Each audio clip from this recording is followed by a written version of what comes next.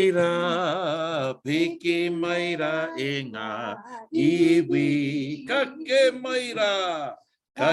maira, tēnei rā taku pōhiri.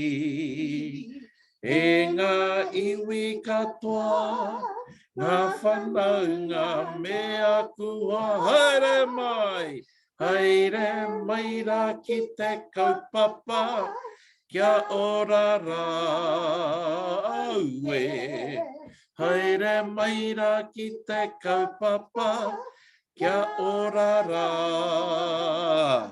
Hi au e hi. Nau mai haere mai, e te iti, e te rahi, e te marea o Ngāti Whātua Nui Tonu. Haere mai. How are you, Mum? He rawe ahau I tēnei wā. Eki, he rawe ahau. Engari e noho tauana ahu ia I tēnei wā. Hi kakana ki te kuhu ki roto I ngā mahi. Yeah, rawe. Well, we're going to kick it straight off. We've got Tarumai here in the whare today. Woo! Ngā mahi nui e te ira matu. How you been today? How's your mahi been the last few days? Tarumai? Ai ngā mahi, nui ngā mahi, yeah, hui, au te pōpō te ao. Kia ora, tika, ko tātou e poke ana e te mahi. O ngā mihi nui, thank you for being here today. It's massive to have you on board. And I just want to say hi to everybody too. Bobby Irvine, we're not going to make it easy for you today. I know there'll be more uri coming on board. And so let's get it kicked off. Good to have everyone here today. E te whānau. Maybe not this? Maybe not that. Maybe we'll just kick into Manawa mai, eh? Okay. Open this up. Yeah. Sorry for the screen, it's funny. All right, let's go. Manawa mai, tatau mai e tu te riri e, tu te nguha e tu panini hi tu parere tu pako, ko ta ihea ko ta iraro I aku taha kangaru e tu ki te rangi te haka rangona. Ki taku hau taua, papa te watitiri runga te rangi kararapa te uirama I te rangi te wakarangona, te ati tupua, te ati tahito, te tupua horo rangi horo au ta tākina te manu, tākina te pō ki rarotonga oi, tākina ki Hawaii ki rongo te pō, rongo te ao, te ueangu ha te wai, riri haka hume tamakito, na whenua papakura, te tangi wakamataku, kia ngaki a te mate, o tu wakararo tangia, ki ona tuahine nunui roroa awai e koreta, ia te riri goa ka tau ana ke te toa, e ngana ai te tangi a te wahine, rukuhi a huka tapatu, ki te tae hanga I a ke koto, nei hutiro a ke koto na hoi, oi, heke I hoi runga I o, na ai tu kararapa ki te rangi mau o, rongo ke o te hono o whakatau, he poke tahu atuku, hakatau ki roto ki te wareto, na tino gowa ka punga, wera tu, tarawananga te toa I tainei, he toa herere, he ngaro ki roto te mati kuku tēnei aha, utupua te niho, I te pau a te ware wakatau, Ikiti a tō tapua e tu ana I waho meheka, hui manu te rākau a whakatau, he mumu he a whataipe, nei tai whene ke whānau a oi. Well, we're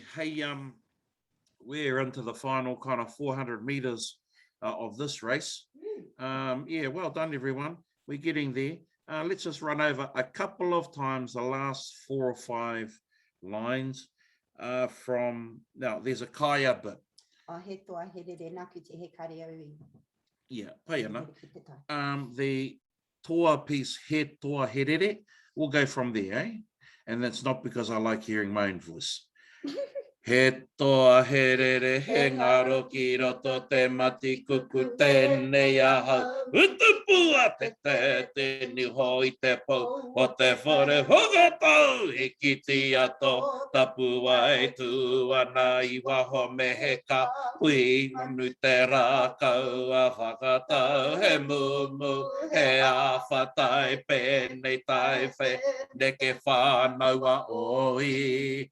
Ka pai, kia ora, Mandalay, pai te ki te ia koe. Let's do it one more time from he toa he rere. He toa he rere, he ngaro ki roto te mati kuku te nei ahau. Huitopa te ni hoi te pou o te whare whakatau. Hiki ti ato tapu ai tu ana I waho me he ka hui manu te rākau a whakatau. He mumu he a whatai pēnei tai whene ke whanau a oi. Rawe, Amanda Lee, don't you blummin' go walking into a tree or something, with those headphones on? Rawe, I can see you pumping. Okay, that's whakatau. What a beautiful place to be, Amanda Lee. Yeah, actually, I wish I didn't have to look at those wonderful surroundings you're in. I feel like I'm in a cardboard box. Well, let's carry on. Our next waiata is Whiringa-a. I kind of wanted to do it just maybe one more time. Oh, one more time. Okay, from he toa he rere.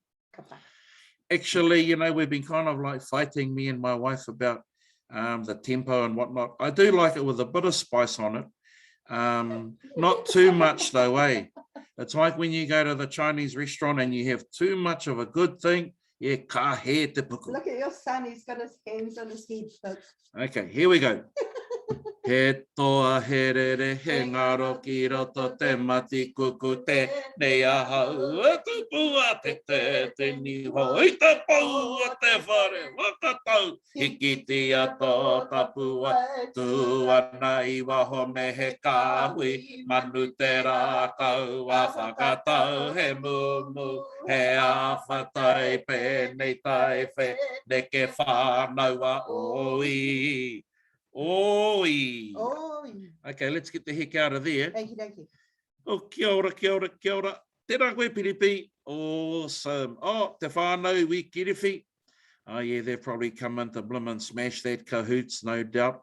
Okay, let's jump on to our next waiata.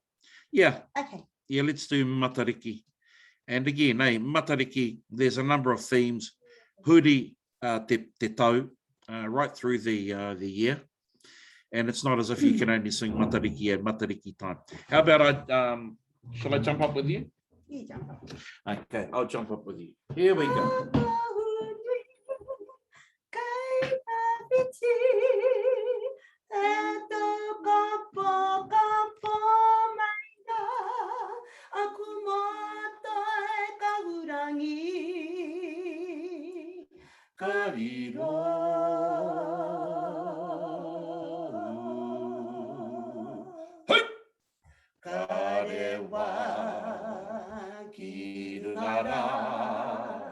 Kia matariki, kia wai, kia otahi, kia takurua, kia puanga, ki ngā whetu, tapu o te tau. Karewa, kia matariki. Kia wai, kia puanga, ki ngā whetu, tapu o te tau. Karewa, kia matariki. Hey! Kora I hora. Hera hau nuku. Hea te uruora. Ki tai. Hea te toeora. Ki tai. Kora te rangi, are are maira, kia hiwa te mana koe. Kia hiwa te mahara, kia hiwa te mahara, kia hiwa te kai. He aka kumara, he aka tangata, takahia mai, e ngā heru hapai. Ka ara o te aoe, whatua, whatua nuku, hui, whatua rangi, ha, ki tua o te rangi e. Hiwa i te rangi, are are maira, kia hiwa te mana koe, kia hiwa te mahara, kia hiwa te mahara, kia hiwa te kai, he aka kumara, he aka tangata. Kora kora i hara. He ara hou nuku. He te uruara. Ki ta ki tai. He te toiora. Ki ta ki aue he aka kumara, he aka tangata, hei ha, hei. Now the trick to kapa haka, people. Oh. I want to share with you the trick to kapa haka. If you're wrong and you're doing actions, own it. The rest are wrong. You don't worry about it. You don't worry about it. So me, I own it all the time. Any group I've been in, puro, tāmaki, pauwhakairo, waihirere, tumutumu whenua, I'm owning my space anyway. We had a jam with us on Monday and man, te rangi roa huia, over. Yeah, although learn the actions properly, and I'm sure your kaiako will be very, very pleased with you. Rightio. Okie, really bad. Let's go to the haka pōhiri. I'm thinking if we could hand it over. Over to you, Bub, if you could take us through our haka pōhiri, that wonderful item. Ka pai. We'll get up to do the actions, eh?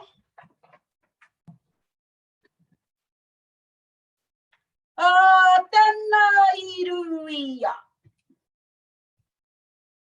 Aue he aha te hau e wawara maira. Aue konga hau e wha e wawara maira. Wawaki kou ana mata e ngaru ngaru ana I wai te mata. Toi a mahuhu ki te rangi ngau waka ki uta kia ki te aiau. Kia rongo ai I te kaupapa I hara mai ai koe. Taka tangahia te whenua I hara mai ai koe. I hara mai koe ki runga o ngā tīwhātua ki runga o tāmaki. Here ngā waka, here ngā tangata e tau. E tu pahiri ngā iwi e te matu pakia. Ai aha tērā. Haere mai aue. Haere mai aue tūnoa. Ngā maunga kōrero o te iwi kuangaro. Hapai, one more. Tūnoa. Ngā maunga kōrero o te iwi kuangaro. Tuku tuku I te rangi, tuku a ki te whenua, ki taka parawhau e tūnei. So we'll go back to tūnoa tore, wha tūnoa. Ngā maunga kōrero o te iwi kuangaro. Tuku tuku I te rangi, tuku a ki te whenua, ki taka parawhau e tūnei. E tu pahiri ngā iwi, te matu pakia. Ai aha tērā. Haere mai aue. Haere mai aue ki taku hui. Hei. We'll go one more from the top, all the way through. Nice stops, eh? Ka pai. Tēnā iruia.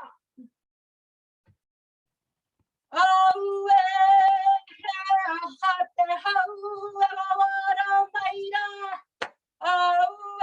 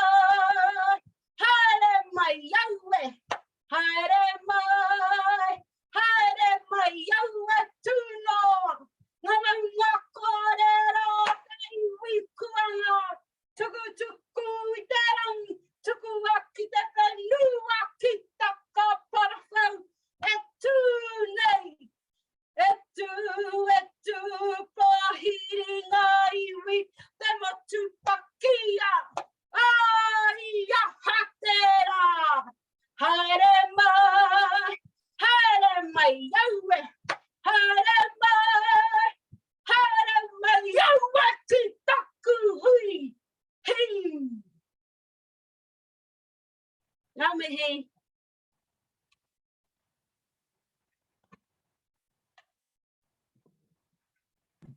Tēnā rawe, taru mai, tēnā koe te kawea tikahia, te kawea rangatirahia o tēnā kaupapa. Beautiful, good to see all you fellas out there today. Hey, I'm just going to ask if Hayley and Piripi, if we can get you to pick up our next waiata, ngāuri o manu manu. We're just going to bring those words up and then we'll get it over to you fellas over on the whenua there. Good to see us all here today. Had a bit of rain come down the last couple of hours, but it's all nice and sunny out there. Okay, over to you fellas over on the whenua. Kia ora tātou, tēnā koe anko, tēnā koe auntie, mihi ana. Reira tēnā koutou, tēnā koutou, tēnā koutou katoa. Tēnei au kotauri o manu manu, o te itanga tiki. He matakahi he manuka he kahika, i ahu mai, i te kohanga tapu tapu atea, i te whare o te manuka, i te whare kura o manuka pua. Tēnei au te hātu nei hokai aui, ana ripa hikoi a te petu, hikoi a te marama, kei te whai au, kei te ao marama. Ano?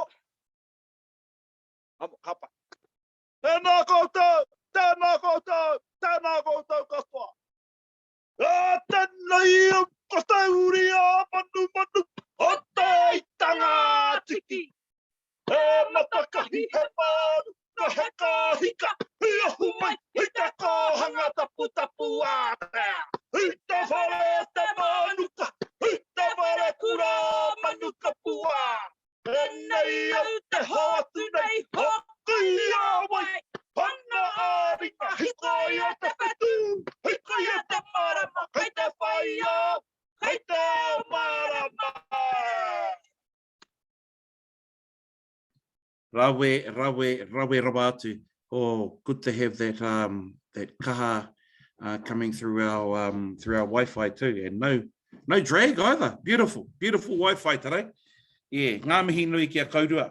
Okay, let's just go back and jump into our other waiata we're going to do today. Wei heke our tupuna whaia. Nā whakapi te whenua I o uri, maunga nui ki tā maki, maranga. Maranga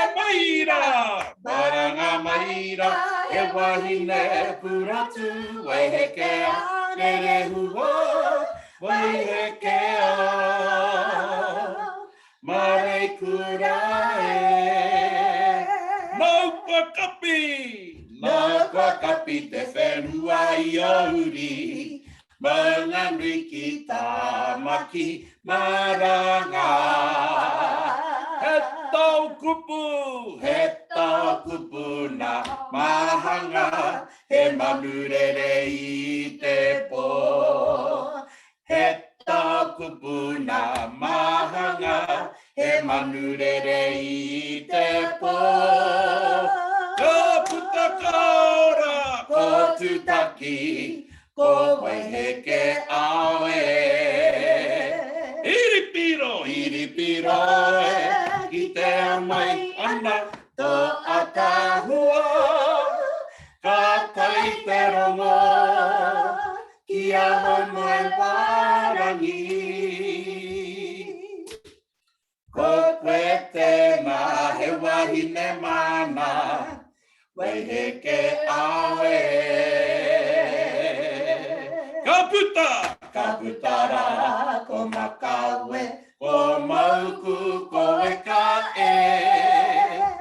Ko riunga tēnā, ko whiti, ko rango. Ko te pōtiki, haki puta tō muri e. Maranga maira, e wahine purotu, wai heke a re rehua, wai heke a mare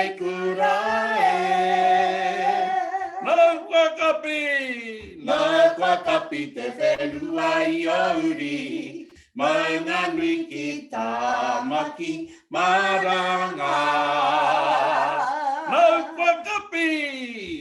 kwa kapi te whenua I auri, maunga nui ki tā maki maranga.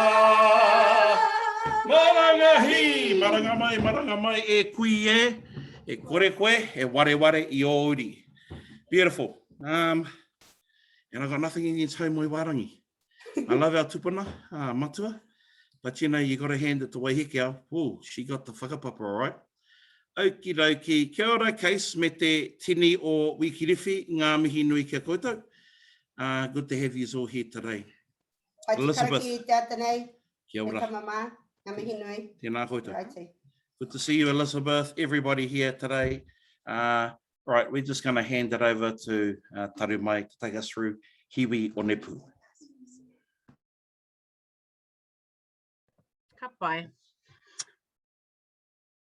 E noho ana au I te hiwi o Nepu I tā pora he ngā tapu no te waka o whakatau. Korongo mai ki te wai, he a ki ngā tai e. Kai tauhara ngā rua I puta I te kōrero. Ka tahi anō te iwi kai rarawa he, mātai ake ki tangara whakamana e moe e haue. I te moe ngā whakarewa, ka marama te tātu, hake atu rā, ko wai o nui, ko ngitu, ko manunu tahi ko te kawau e, wai hape mai ki manu kapua, kai tawhiti ko tū tā moe ki te rangi, ko nganai a ki raro he, kai taku tuako o kahukura, ko ki tangia ko atua nui e, kia rapu na I te kaka nui a paneira, kia pā te ihu kia poko e, ka pā te tai kei ho ngā rahu kei marama tā whana kai te tua uruko one nui ki runga ko rangatira ki raro e taupaki ana te tai ko pau tapu aka ko hikurangi ki tae ki uta te tūpo te tini ko tuperiri e hoki nei hau ki manu kapua he paunga ki tapu, he purunga mauri e arara nei ki uta, e arara nei ki tai heia hara, hei tu tei ngatai e ngunguru nei. Ngā mihi. Taru, would it be okay if you take us through the last two verses of that? Beautiful. One more time would be awesome. Ka pā te tai kei o ngā rahu kei marama tā whana kai te tua uruko one nui ki runga ko rangatira ki raro he taupaki ana te tai ko pau tapu aka ko hikurangi ki tai ki uta te tūpo te tini ko tuperiri e hoki nei hau ki manu kapua he paunga ki tapu he purunga mauri e arara nei ki uta e arara nei ki tai heia hara hei tū tei ngā tai e ngunguru nei. Ka nui te mihi. Thank you. Man, we just really piling toward the end of it, eh? So if you can, in your own time, if you can just dig in and put a little bit of extra work in, then we can get it out onto the ātea, we can get it in our whare, eh? You're talking to us, eh? Not telling my own. I'm talking to me. Yeah, that was my inner head talking to me. Kia ora. Hey, let's have a little hītori session. Then we'll have a crack at that new composition Te Kahoot tōpuni o Tuperiri. And then let's get into our kahoot too, eh?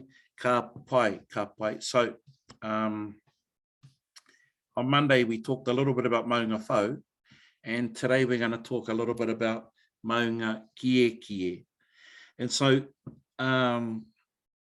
there was the Ngāti Awa people who were driven out of the north around the time of, we're talking about the time of Rahiri and Rahiri's children. And so now you're getting the pushing of Ngāti Awa out of the north and into the kaipara. And when they were pushed out of the kaipara, they moved into the Tāmaki Makaurau region. Now, one of their tupuna, Tītahi, now not to be mistaken with our Tītahi, he was a major constructor of pā. And so Tītahi, he undertakes the whole redevelopment of maunga kie kie. And so once those developments had been completed, they were compared to his tāmoko on his face, and they became known as, and these are the earthworks I'm talking about, the earthworks became known as ngā whakairo a Tītahi. Ka pai? So they became known as ngā whakairo a Tītahi. Now, the name, one of the names of the tihi, or that higher area on maunga kie kie, this is before Tupiriri lived there, because we know that Tupiriri named the pā just below the tihi, he named it Hikurangi. But there's actually, that tihi was called Kai Arero. Ka pai? Kai Arero. So it's just good to know those kind of names, eh? There's also a burial chamber up there. Now, I think the burial chamber is on, I've read some of the historical notes, it's on the southwestern facing part of the maunga. Maybe Ngārimu can give us a more pinpoint more of the location, but it is facing more toward the Manukau region. And the name of that burial chamber is Te Tūpō o Te Tini. Te Tūpō o Te Tini, which means the long-standing night of the many. Now, I've had a really good kōrero about the Te Tūpō Te Tini with a couple of our hapu historians, including Ropata, and the one of the interesting elements that the Ropata Paura and others have mentioned is that it may not have been the final destination for some of the senior members of the of Waiohua and senior members of, well, Te Tāu. In fact, Te Tūpō o Te Tini may have been a burial chamber that was put aside more or less for most of the rank and file, for the rank and file of the hapu. So that's Te Tūpō o Te Tini, and that there's a burial chamber. Again, I've mentioned, once Tupiriri and his people had conquered Māngere Pā, which became known as Te Ara Pueru, they quickly moved into maunga kie kie. Well, why not, eh? I mean, it was the biggest, whare vacant on the lot. So they moved in, and he named his pā Hikurangi. So if you walk up to the top of maunga kie kie, just before you get to the top to the tihi, just on your left there, there's a bit of a gate that goes out onto narrow flat parts, and you can look over there, and that there's Hikurangi. And if you go out there for a walk, you will be walking in the footsteps of our tupuna. Okay, yeah, the kōrero is true, that at the height of its glory, maunga kie kie was the largest pā in the country. This is according to archaeologists. This is according to the archaeologists who have done a lot of the work in and around the earthworks and the soils, and they've been able to find a lot of evidence that it was a huge pā and that it held around about upward of 5,000 people and more. Ka pai? Finally, the the last non-Ngāti Whātua tenant of Maunga Kie was Kiwi Tamaki. And the uri of Kiwi Tamaki, they go under the name of Te Aki Tai, kapai. So there's two major lines that come down from Huakaiwaka. We've got Te Aki Tai, which are the Kiwi Tamaki descendants, and I think they pretty much live around Pukaki, out at Mangere there. So when you're going around the back there of Mangere, you know how you used to drive past the airport and the airport was on your right, and then you carry on from Mangere toward Papatoi. Yeah, Pukaki's out that way by the airport. So those are the uri of Kiwi Tamaki, those are the Te Aki Tai people, and not to be mistaken with the Te Ahi Waru and Ngāti Te Ata. They're another line, pretty much through the Ngāti Te Ata, iwi. Okay, well that's it. That's my kōrero hītori for today. We're going to have a little bit of a run through now. We're going to have a little run through of this ngere called Te kahoot tōpuni or tūperiri. And I'll be depending a lot on who you're here. Yeah, no, I won't. Okay. Ko te kahoot tōpuni o tūperiri take tūpuna, oho mai rangi ngā riki ngā iwi ko te wai. Okay, here we go. The guitar's a bit broken at this end, I think. Ko te kahoot tōpuni o tūperiri take tūpuna, oho mai rangi ngā... I got it. Here we go. Hang on. Maybe I'll just do it on my own. Eh? We haven't had a group session on this. Here we go. Ko te kahoot tōpuni o tūperiri take tūpuna, oho mai rangi ngā riki ngā iwi ko te wai o huakai waka te kahupo kere ngā kuri rangaunu e. Take rau patu ko te rangi hinga tahi te ringa o kiwi waha ki aki wai tā heke ko te waka kōrari te ana ueru ngā kuri pure. Okay, let's hold that train right there. We're going to hold it up and we're going to come back on Friday with it. I think we better have a little group wānanga over here at Onehunga. Okay? Ai, ko wari i tēnā te rangi. Yeah, ko wari au ki tā rangi. Hoi anō.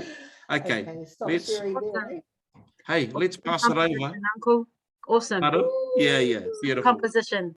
Hey, you know what? When you forget, you just roll it through. But I can't, I'm going to get called out by too many people here. Okay, let's go into that part of the day that we all love. Oh. Kuia tēnā. We're going to go into our kahoot. Why? Because we want to show how much we know and how much we love our iwi. Okay, e te iwi, kahuri tarakau, ki te wahine kahoot. Okay, I'm going to switch my mic off now. Yeah. Okay.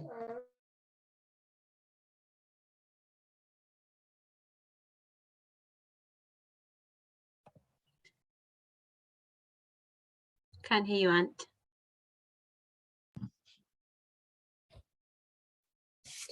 Okay, it's that kind of day. Just give me a moment and I'll set that up again.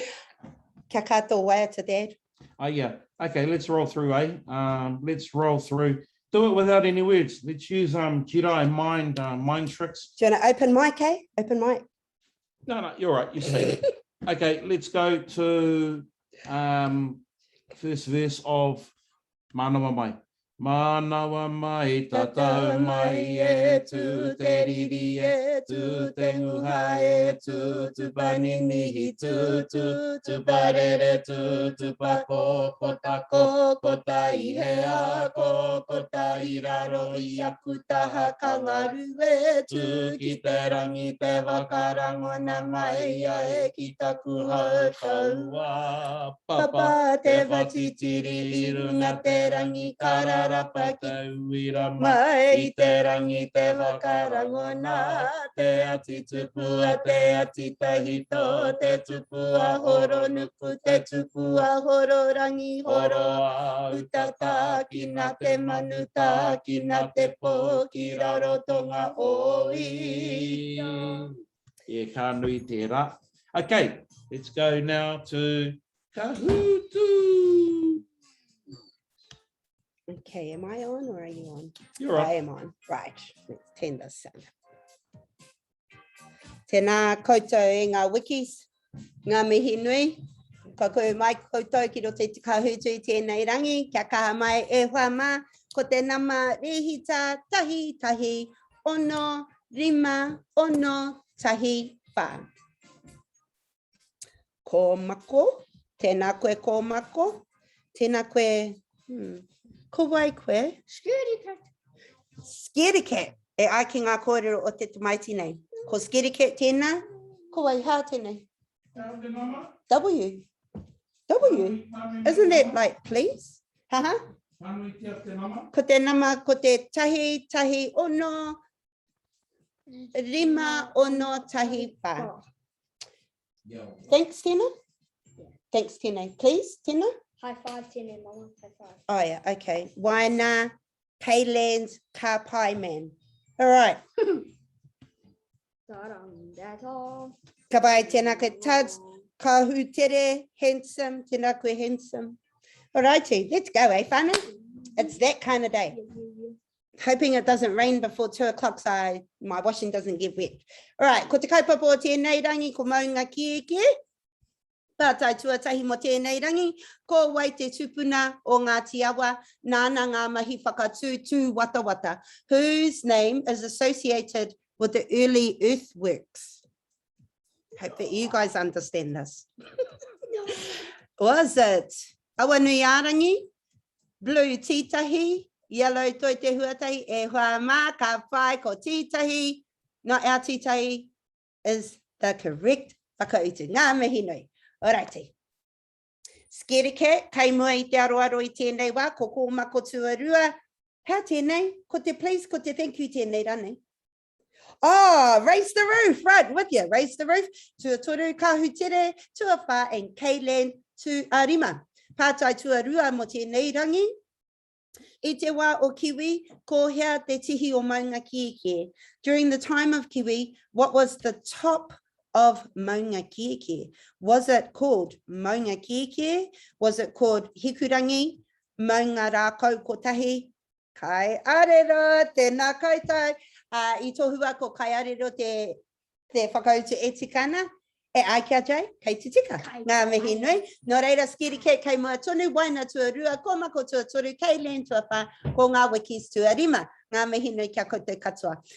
Pātai tuatori mo te rangi nei, ko hea te wāhi oki oki mō ngā kōiwi.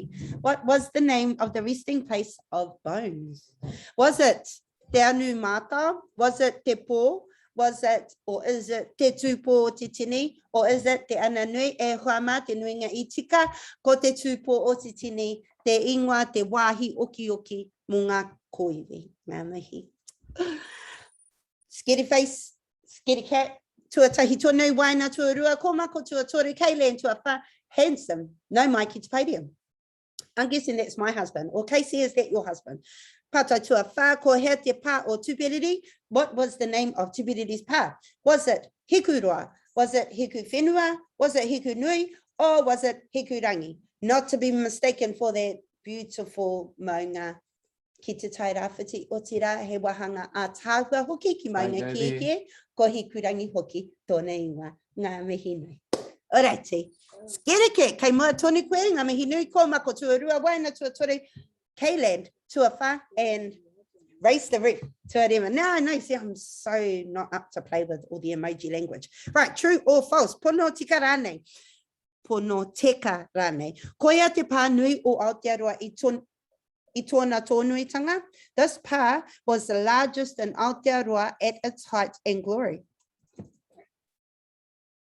E ai ki ngā kōrero, he pono. Ngā mihi nui. Alrighty. Ki te podium, ka pai man. Ka pai man. Ka pai man. Ko tau mai koe ki te pairi o ngā mihi nui. Scaredy cat, tuatahi, ko mako tuarua, waina, Kayland. Kei runga koutou i te pairi i tēnei wā. I like that name, ka pai man. Ka pai man, Yeah. I do too. Was it you? No. All right, pātai tua ono. Ko wainga uri o kiwi tamaki noho atu rā ki mangere.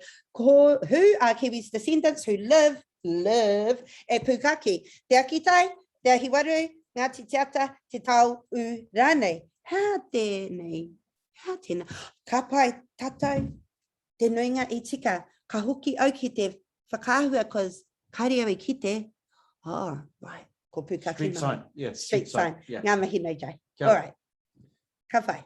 Righty, Scaredy cat, kei mua ko mako, kei len waina, ka pai man, kei rungi te pairi mi tēnei wā, ka ko ke whakamua tātou, ki te pātai tua whitu, hea tēnei rā o te maramataka. Ko mawharu tēnei, ko ōhua, ko atua whakahaihai, ko huna rānei.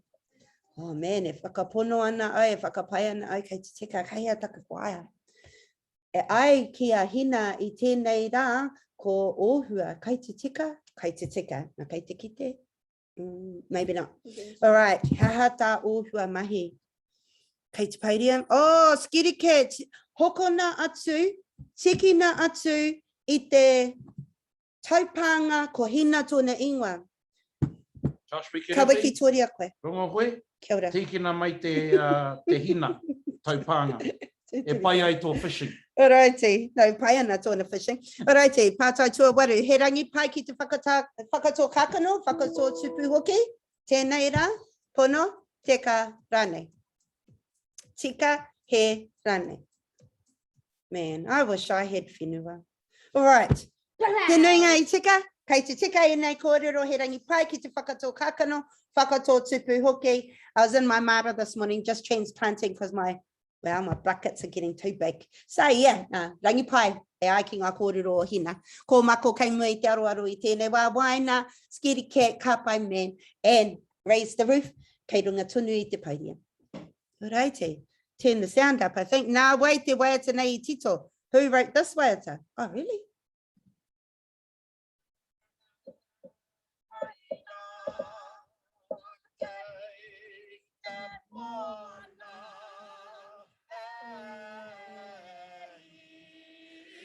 Do you have to click submit?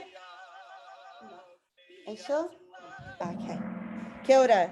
It was Joe. He was the last one. He must have wanted to listen to you, darling. Api hai te kawai. I was actually marveling at the quality of the images. It's beautiful. No, it's beautiful. Tēnā tātai. Man, we're getting so many questions all correct. Ngā mihi nui, nā api hai. Tēnei Waiata. E ao kapua. Ngā mihi nui. Ko mako waina, kore kai he nuku hanga ki rungi te pairia, ka ko ke whakamua, he hanga kupu e whai ake nei. What words follow this line? Beautiful.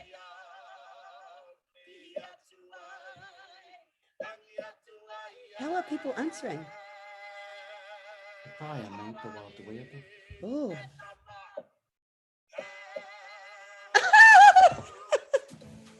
I can't even tell you what the right answer is. He whatu. Oh, right. Wow, did it say, did I know it went to whatu? That's good, whatu. Right, ka pai. I was just thinking to myself, man, I he a huia, kari au I he. Well, I'm glad it isn't. He whatu pirike. All righty.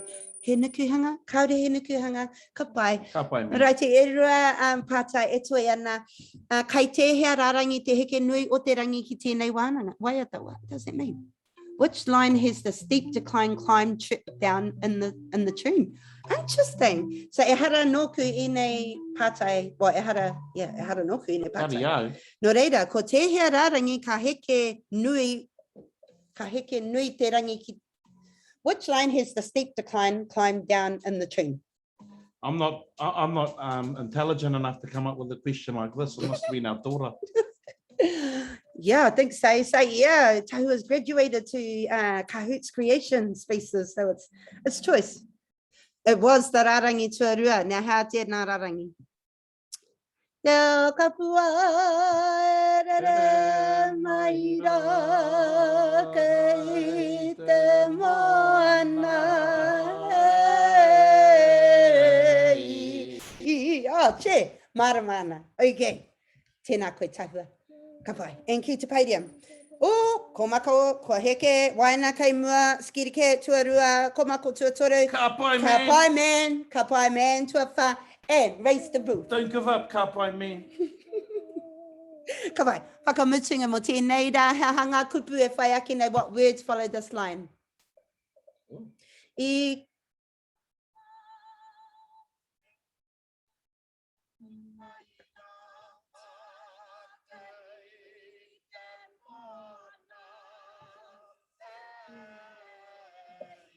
She likes this Waiata, eh? e hanga i tōtika ki te kaupapa. Oh, kia ora, tēnā koe.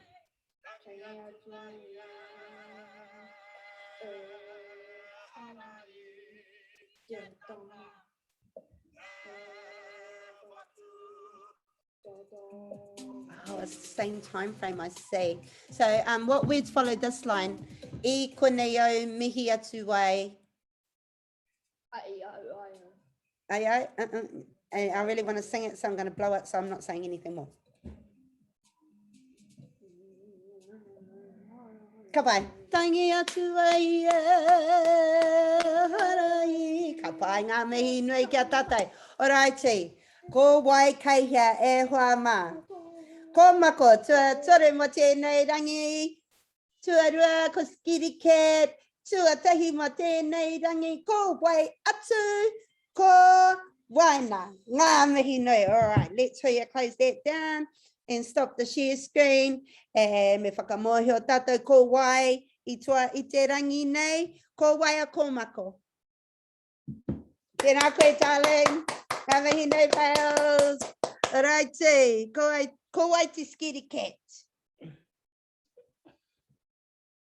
Kataraina. Kataraina. You're a scaredy cat. Are you a scaredy cat about being valedictorian? I don't even know how to say that word properly. You'll be beautiful. Hey, no mean feat. Hey, you're not getting lumped with much. You've just got to do the opening karanga and then do the speech for wrapping the whole thing up for Turkey. That was okay. Take care. Tēnā koe, JK. Oh, Ngā I mihi appreciate nei, it. ko ai kei miri a koe. Like, kia ora Thomasina. Ngā mihi nei kia tātai. Ngā ringa o matariki tūks. Alrighty. Ko mako, that was ko mako. Tuatahi, ko wai a waina. Ko e. I takuro hoki a waina. Oh, Mauri ora. get out of here. Hey. Atahua. Pai te kite a koe waina, ko roa te wā, ko tino roa te wā. Ngā mihi nui, kia koe me tō papa me te whānau anō hoki. And practice your words for hakas as well, you eh? get practice. Yeah. Good. All right. Okay. Koe rā tātou mo tēnei rangi e hoa wā. There's been a funny afternoon of Huia getting everything wrong. But lovely to see you all. And haha, he hanga pānui mo tēnei rā. Ko tēnei te rāpa, karakia. You know, it was a whānau iti noi hoi tai atu ki tō tātou karakia i nā pō. Kia kā tātou ki te tautoko nui ngā hītori a kataka iho mai. No, I'm not saying that because we're on tonight, whānau. I'm just saying, kia kā ki te tautoko. Haha, apopo, te tū purunga. Links will be up in the mornings, whānau. They're on Te Kapākonga, they're everywhere. But we'll post them again tomorrow. And tomorrow afternoon is Dr. Jeff. I haven't watched him for a couple of weeks, but he's got some good things going on. And of course, Friday, same place, same time. Aroha nui kia tatai.